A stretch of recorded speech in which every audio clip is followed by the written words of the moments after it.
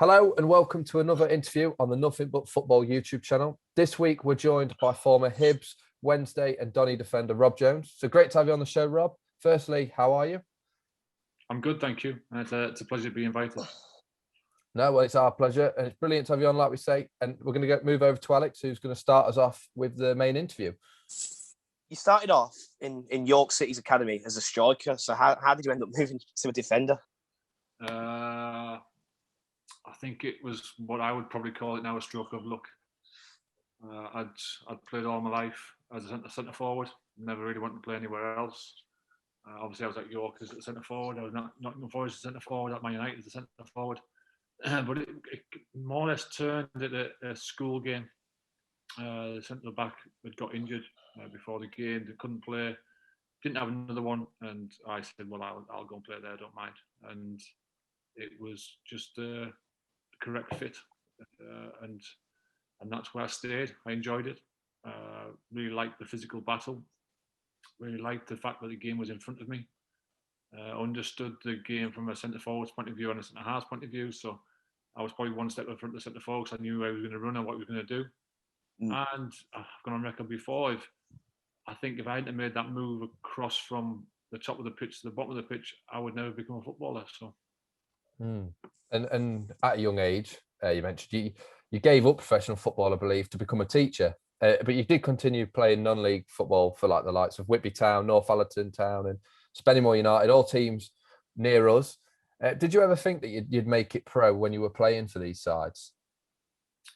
Not when I was at Whitby, because there's another interesting conversation. I went there not as a centre midfielder, but that's where they played me, and I couldn't understand it. And to be fair, as a young kid, and just happy to get on the pitch. But no, that was about probably 4 or 5 games of centre midfield, and I hated every minute of it. No, I don't know. Obviously, I left Whitby, and then I went to Northallerton. I'm from Northallerton. I went to Spennymoor. Spennymoor, I ended up playing manager towards the end of the season, and then I moved on to Gateshead, where Spennymoor was where it started to the professional side started to creep in because Watford were interested. I knew Doncaster were interested at that time, which is a bit crazy really because it was like a full circle.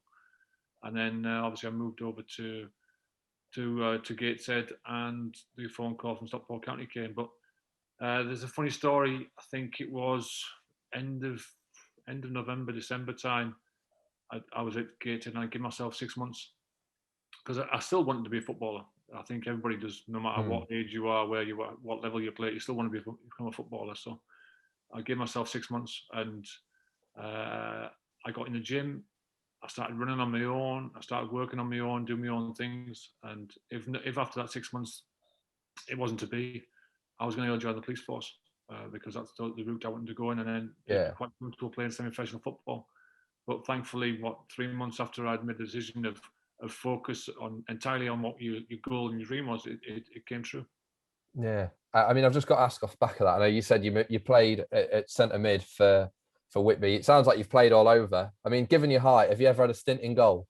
I played in goal for my Saturday afternoon team when I left York, because I released myself at York at 15. I went and played men's football.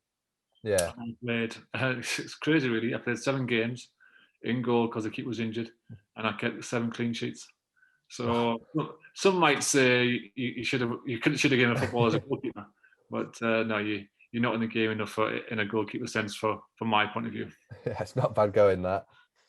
So obviously you mentioned just then you got your big break in 2003 when you signed for Stockport County. How did that move come about? It must have been quite from a personal perspective. So considering you worked so hard for it, it just must have been amazing. Yeah, incredible. The night before, I'd played against Burscough for Gateshead, and the director of football from Stockport was in the crowd. Unbeknown to me, a guy called John Hollins, who used to play with Chelsea, used to manage Chelsea. He was director of football at Stockport.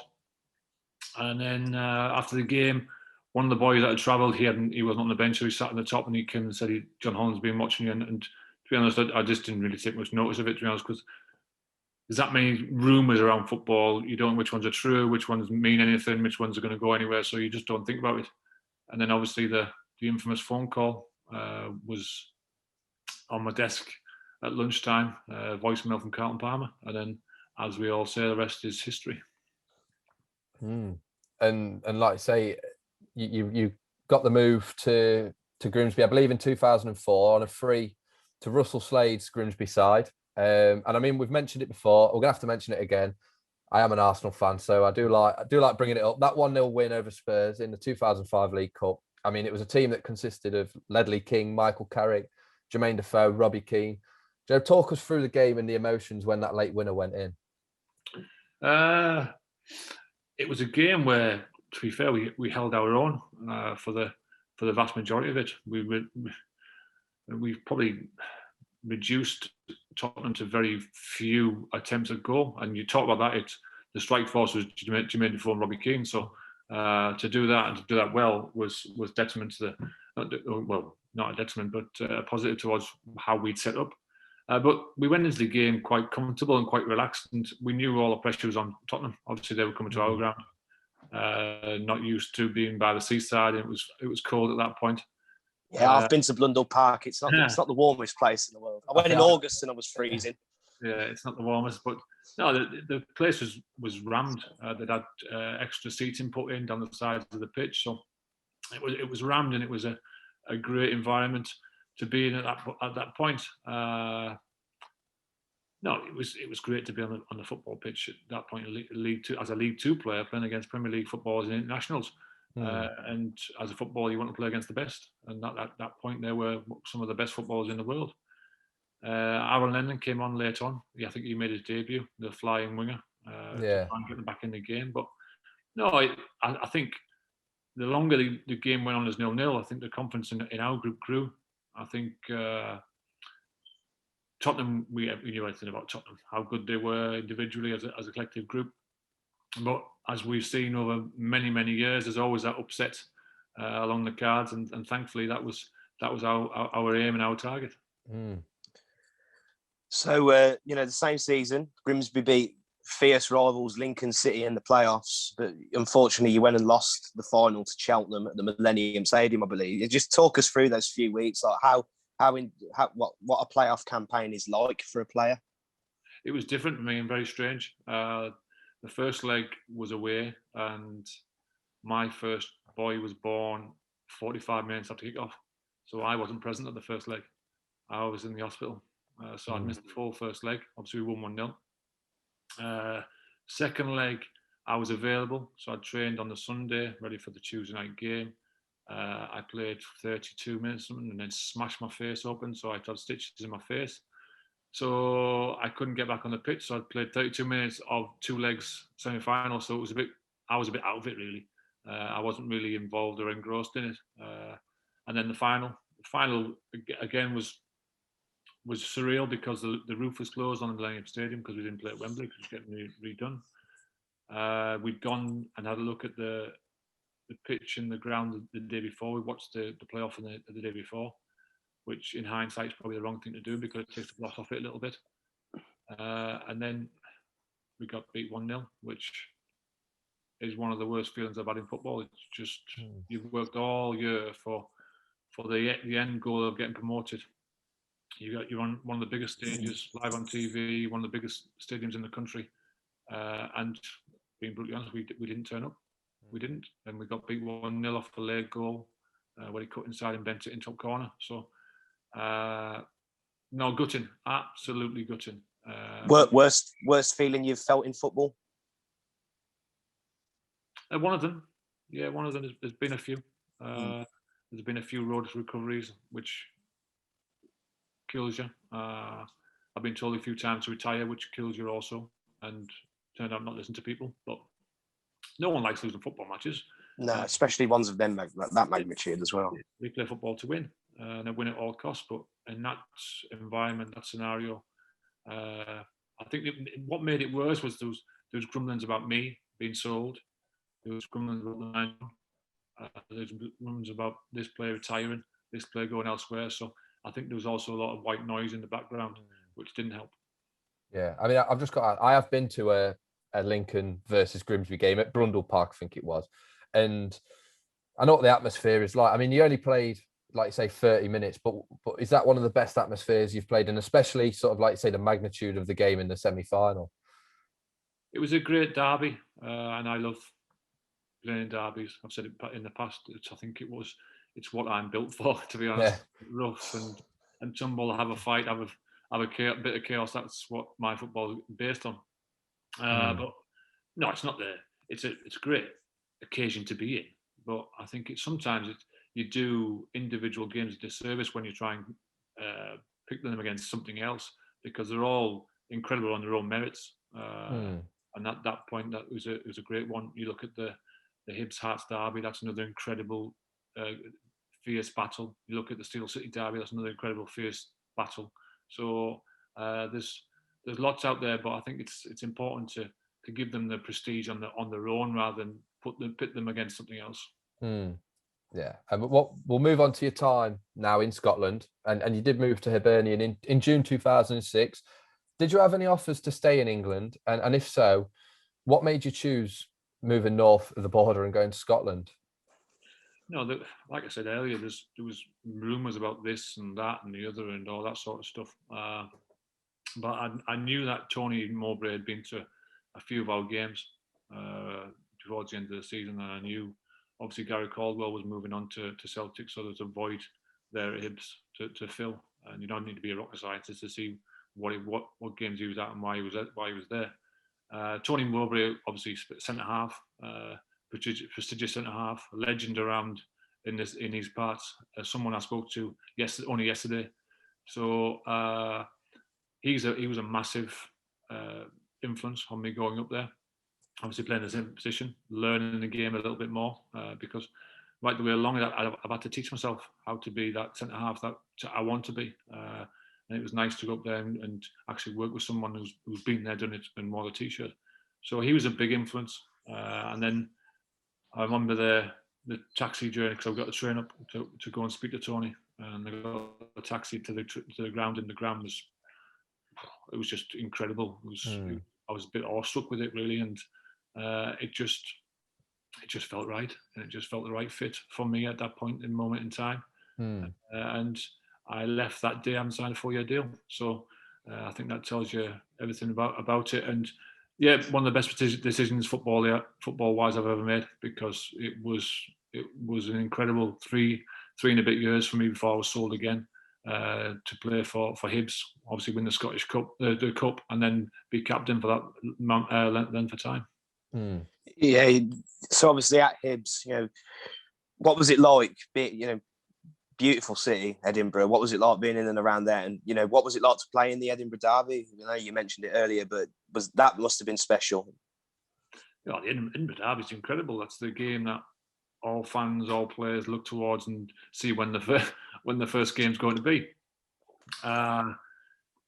Their place is a bit different to ours, because they're more of an older stadium, so it's more enclosed and close to you, which created a different atmosphere to what it does at Easter Road.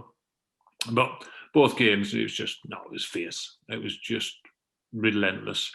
And I think probably 2 weeks before the game even kicked off, that you could feel the tension in the city itself, and you could feel the divide, and you could feel really how much it meant to each and every one of those supporters from both sides.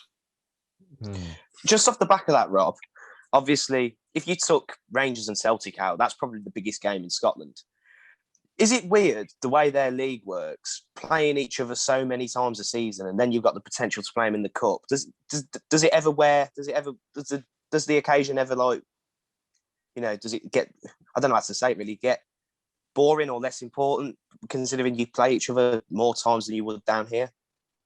I don't think it becomes boring or less important. I think there's more of a familiarity to it. I think might be my second season up there. I played Rangers 5 times.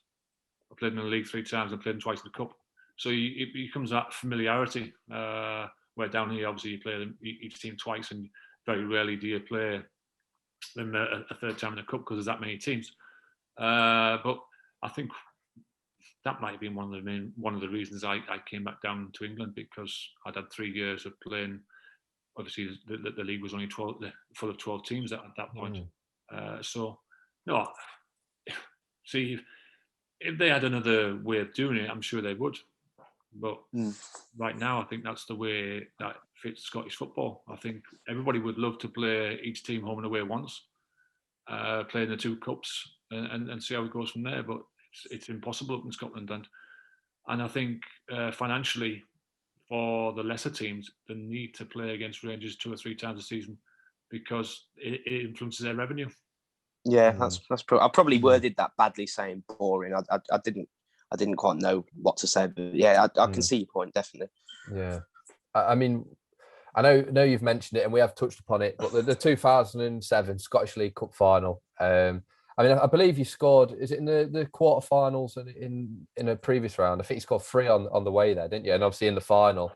I mean, talk us through the feeling, of winning Hibs' first piece of silverware in, I think, 16 years in front of 52,000. Yeah, I scored against Gretna. I scored the only goal against Hart in the quarterfinal. Won 1-0, and then obviously scored in the final. No, it's when you're growing up, you as a young boy, young girl, you dream and you try and emulate your heroes of scoring in the cup final and lifting the trophy and all that sort of stuff. And for me, 2 dreams came true that day. One, I scored in the cup final, and then the second one, I had the pleasure of being the captain and lifting the trophy. First of 16 years for the football club, and no, I think you can envisage the scenes afterwards. It was just amazing. Obviously, the Sunshine on Leaf song is so apparent, and then when you've got 32,000 people in the stadium singing that song, it's spine tingling, really. For some of us, it was the first cup final they'd played in. I'd obviously played in the playoff final the year before, so I'd probably got a little bit of experience from that. But we were a young group. And to go and win in the manner that we did was probably, I spoke to someone the other day and he said it was probably his most perfect performance of that season. And what a time to actually do it. But no, those are the memories and what you want to be remembered for when you are a professional footballer, when you finally retire. You don't want to just be to meander along the road and be mid-table and mediocre. You want something in that drawer, in that cupboard when you retire to show the kids, to show the grandkids, and thankfully I've got a few. I mean, what were the celebrations like after? Was there a big night out? Well, I was having an operation on my toe the day after, so I left at 6 o'clock in the morning. So I went home at 6 in the morning. It was incredible. Again, we got blue lighted all the way back to Edinburgh from Glasgow, which took probably about 25-30 minutes when it's supposed to take an hour, which is brilliant. The open top bus, the Chambers of Commerce, the streets lined with 125,000 people apparently on Leaf Walk. It's just everything that you envisage comes true. It's just mental. Go back to the ground. The ground we had there was a party at the ground, which is fantastic for the family and the friends. And then obviously we went up to a friend's nightclub and I bowled out at 6 o'clock, went home, had a shower, changed, got picked up by the specialist, went and had my toe done and then came back home and slept. So it's not bad going, that. Just before I ask the next question, obviously pre-COVID and obviously after COVID, do you ever get back up to Edinburgh often? Like, is it a place, because obviously Hibs is very close to your heart. They obviously mean a lot to you. Do you ever go back and watch them? Or I was up recently. I think it was after the second lockdown. I got invited up to go and do Hibs TV, so I went up and watched the game. Obviously, unfortunately, they lost against Aberdeen 1-0, but I did the punditry for that, which is great. When this lockdown 3 finishes and when Mr. Sturgeon decides what she's doing and opens up again, then I'm going back up again because I like being up there. Yeah, it's a beautiful city, Edinburgh. I love Edinburgh. It's fantastic. It's steeped in so much history. There's always something to do. The buildings are beautiful to look at, and the people are so friendly and nice. And obviously, being part of Hibs, they're very welcoming when I do go back up. But yeah, I try and get back up as much as possible. Obviously, difficult at this present moment in time. Few whiskies. I'm not really a whiskey fan. I'll have a little John Daniels. That's about it. But at the moment, Hibs do their own gin, so I'm into Hibs at the moment.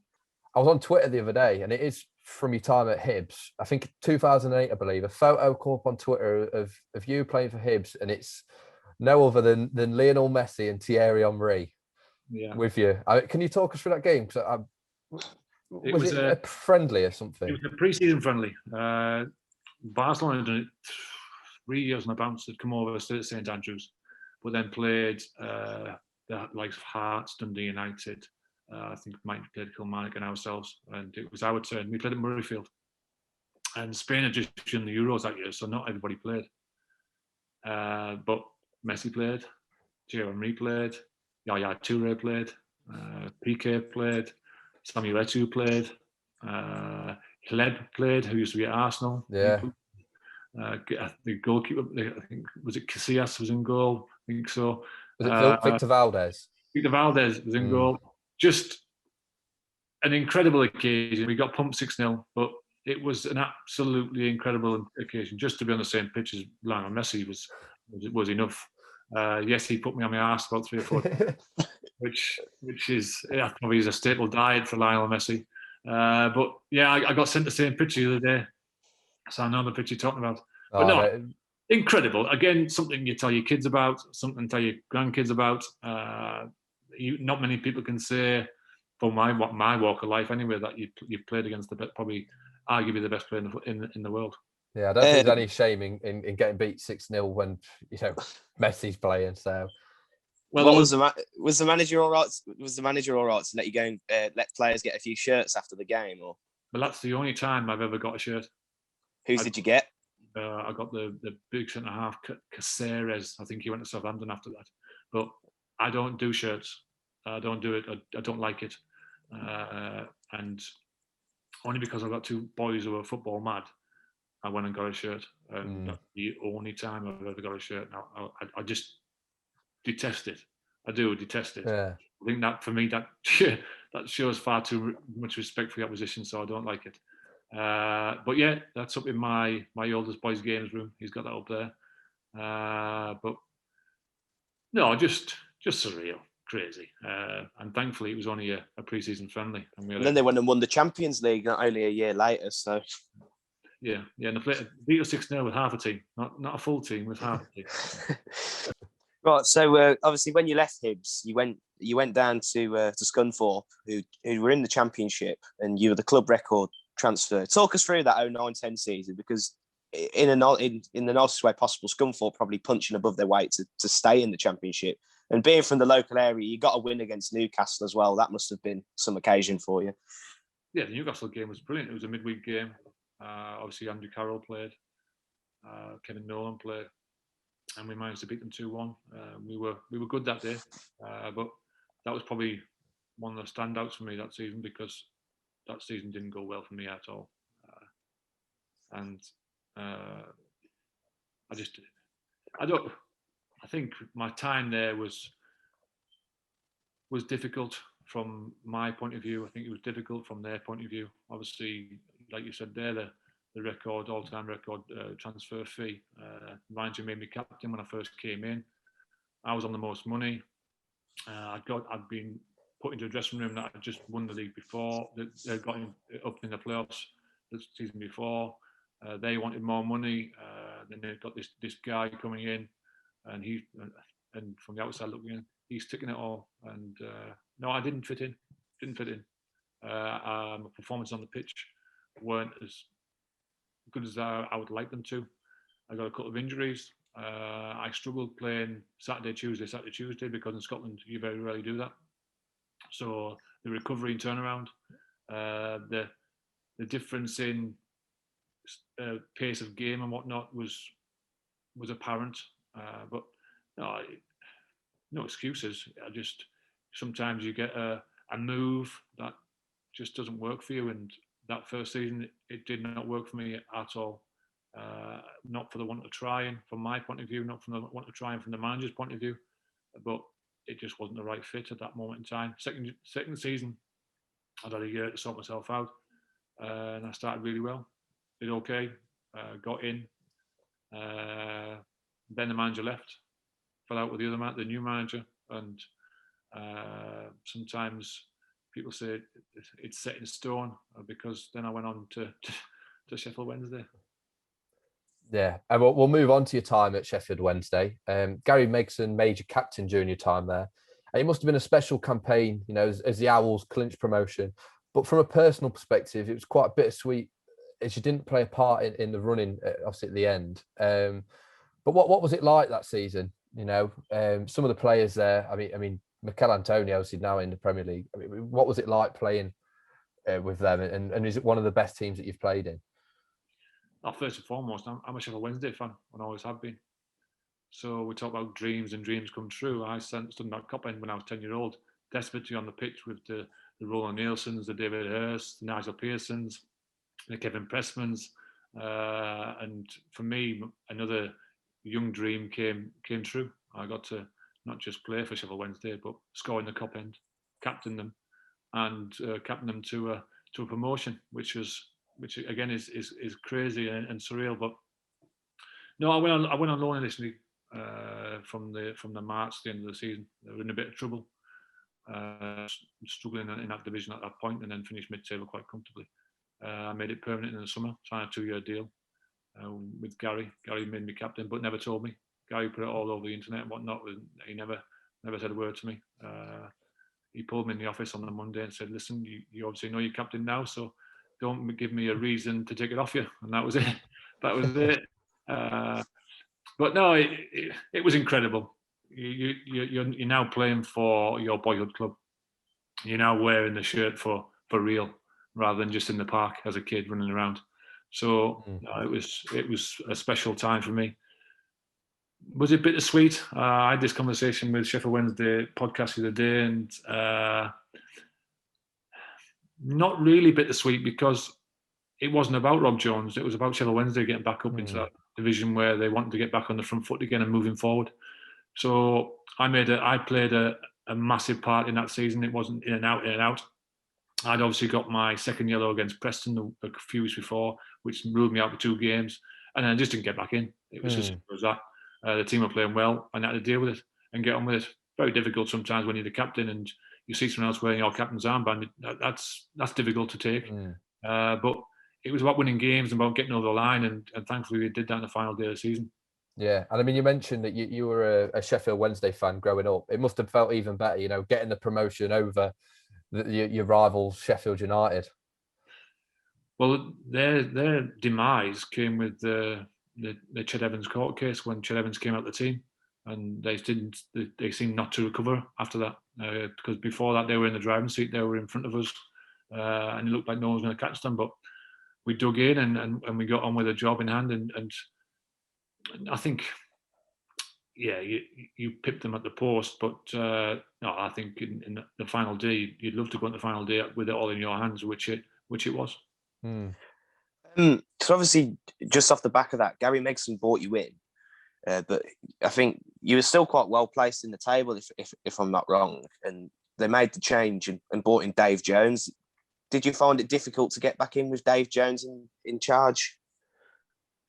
Well, Gary we just beat Sheffield United at home 1-0 in front of a sellout crowd, and then that was a Saturday. Then Gary got the sack on the Wednesday, which only probably Milan Mandrić could give you the proper answer to that, which was sad, really. And I think, fortunately or unfortunately, the new manager came in and all he saw was Gary Megson, because I was his right-hand man, and that's the way football is sometimes.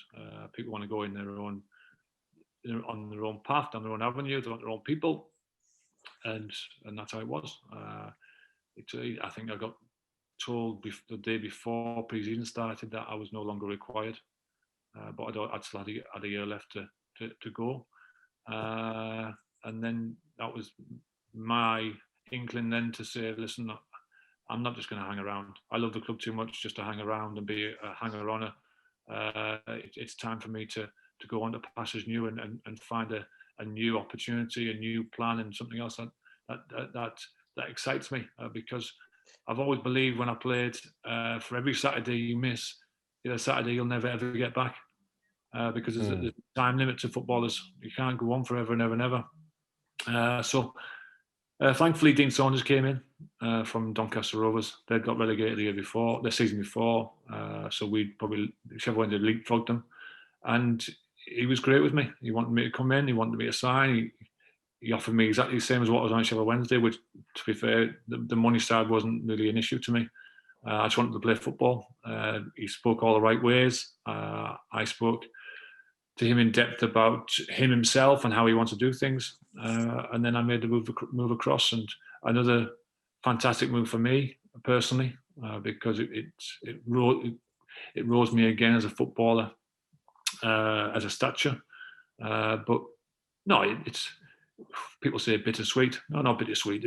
I live my dream, and no one can take that away from me, regardless of what happens at the end of the season or what would have happened at the end of the next one. I lived my dream. I captained Sheffield Wednesday. I scored in the cup end, and I captained Sheffield Wednesday to promotion. So for me, it was a full stop on that side of it. I went there and did what I got asked to do, and that was it really. And then the new opportunity came. Obviously, was made captain straight away at Doncaster. Then after about 4 months, I was made player manager, and then we won the league on the final day of the season. So it's been an entertaining 20 years. Let's just. Well, we've got to touch on that final day of the season. We've actually had James Coppinger on the show. Obviously, he scored the goal, so we've heard it from his perspective. Now let's hear it for your mind in them 2 minutes. Well, up until the penalty, the game had gone completely to plan. We'd worked out hard all week about how we were going to do things, how we were going to stop them, how we were going to be influential on the top of the pitch. And we only needed a point. All we needed was a point to get promoted. And that was our aim. Our aim was never to win the league. It would have been great to cap it off with win the league, but the aim at the start of the season was to get out of this division and get back up in the championship at the first time of asking. So for 87, 88 minutes, it had gone according to plan. The game was petering out. And then the big leg of Big Jamie McCoon's big leg came out and took the boy's head off. We still talk about that at this present moment in time, because the look I gave him when the referee gave the penalty, he said it wasn't a very nice look. Let's put it that way. But sometimes opportunities are written, and I think that season, the way the season went, we scored a lot of goals late in the game. I think we won 13 or 14 on the bounce away from home. So it was one of those seasons where things just clicked into place, and it was probably written and rightly so. So obviously he's at the bar. It's come down, and Billy Painter was sat in the dugout, jumped on the pitch. The ball came to him, and then how fitting it is that the legend that is James Coppinger of Doncaster Rovers is the one that scores the goal to seal not just promotion but the title. I think Jamie McCoon was the most relieved man in Yorkshire when he scored that goal. I think there's a few, because a few were ready to go on holiday because it's been a long season, and I think if they'd have scored, we'd have gone in the playoffs and we'd have had 2.5 weeks extra training. So I think there's a few quite relieved, to be honest. And unfortunately, the season after, when you're in the Championship, I do believe you got an injury, quite a nasty injury at the start of the season that ruled you out. And obviously the season didn't go as Doncaster would have planned. And it went to the last day of the season. I think it was the Birmingham game, wasn't it? Did they need a point? Was it? And yeah, we needed a point. Oh, was it you? Yeah, we needed a point, or Birmingham needed to win, I think. Yeah, I mean, were you at the game? And if you were you keeping everyone updated, on the pitch with what was going on elsewhere? Yeah, I was at the game. No, it was again another crazy season. I'd played 13 games and then I broke my neck heading to football. So I'd had an extensive operation. So all my C5, C6 is all wired and screwed together. So not nice, but 5 months of rehab is not what I would like. But no, we played Leicester away. Leicester had already won the league, and I think we needed a point. And Birmingham needs to win, and we got beat. I think it was 2-1 off Leicester. Birmingham won 2 or 3, which it's gut wrenching. One, that you can't play your part you have to sit and watch as a bystander. But two, the fact that the year before you worked so hard to get back up that you come back down at the first point of course. But no, I think, and then obviously they've not been back up since, so it's disappointing from that point of view. It's one of those things that football's like that times. It can be the best job in the world, and then it could be the worst job in the world. Yeah. There's no real in between. But no, it was a somber day that day. A lot of reflection, I think, and I think there's a lot of turmoil after that season finished. Well, I've watched the highlights of that game, and I maintain that was never a penalty for Leicester. So I think you were robbed. I would go along with that. I think it was James' husband, who gave away the penalty. I don't think it was a penalty. I actually think it was Riyad Mahrez who won the penalty for Leicester as well, which, you know, he's gone on to much bigger and better things. But that's another story, I suppose. But when Paul Dickov left Rovers, you got a crack at management. You know, did you enjoy your 8 games spent in charge? Would you ever consider a return to that management in the dugout? Yeah, almost definitely. Most definitely. Obviously, I had the player manager at Doncaster the 2 year and a half before with the winning League One. But this time I was on my own, and it was difficult. It was difficult. It was hard work. Long days, long hours, long nights. It's a lonely time sometimes when things aren't going the way you'd like them to. Completely different team to what there was that I'd had 2 years previously. But no, I learned a lot from that about me as a person, me as a coach, me as a manager, and I've took that with me wherever I've gone since then. Would I like to get back in? Yeah, most definitely. Most definitely. I think I got an awful lot to give, not just as a first team manager, but as a coach at 23s, 18s, 16s, whatever it is. I think the knowledge and the experience that I've gained over the 20 odd years that I've been in there is probably ideal to pass on to the next flourish of young footballers, because I would say I've probably been through every emotion that they're going to possibly go through. I understand how to play the game. I understand that what people are looking for, what you need to do to fulfill your goal as a footballer. So no, I'm a very open book. It's something that for me, I love being on the training pitch. I love being out there. I love coaching. I love influencing. I love helping, and whatever level that is, whatever stature that is fine for me. It doesn't have to be a professional football club. I'm quite comfortable in the Conference North, and the Conference. It doesn't matter to me as long as the opportunity gives me the chance of influencing the player, the club, and the team in a positive manner, then I'm happy with that. They say that the manager is the leader of the group. I don't think he's a leader. I think he's the one that points them in the direction that he wants them to go in. And I think I'm now 41. I've mellowed a little bit from my playing days. And no, I know what I want to do. I know how I want to do it. It's just now being given the opportunity to go and do and fulfill what I think I can. I can do it. I know I can do it. It's just being given that opportunity, and not getting in this merry-go-round where a man gets a sack, he moves into another job, gets a sack there, moves into another job. I think there's an awful lot of young coaches out there desperate for an opportunity, desperate to change the game as it is right now and put it in a different direction. And I include myself in that group.